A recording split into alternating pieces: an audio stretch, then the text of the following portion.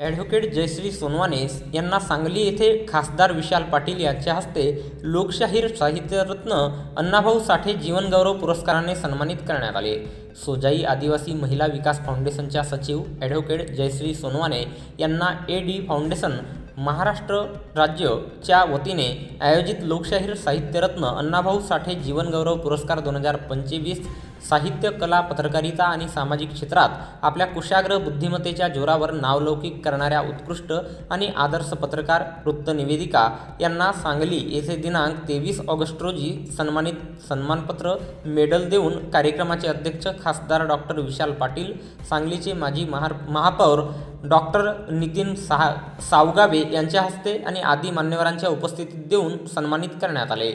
त्यांना मिळालेल्या पुरस्काराबद्दल सोजाई आदिवासी महिला विकास फाउंडेशनचे अध्यक्ष डॉक्टर प्रशांत चव्हाण, उपाध्यक्ष डॉक्टर ओंकार चव्हाण, खनिजदार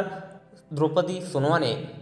संस्थेचे सदस्य दत्तात्रय चव्हाण, लताताई चव्हाण, संगीता बोरुडे, दैनिक माझा मराठवाडाचे मुख्य संपादक दशरथ सुरडकर, प्रेस संपादक आणि पत्रकार सेवा संघटनेचे राज्य सरचिटणीस संजीव भांबोरे यांनी त्यांचे अभिनंदन केलेले आहे।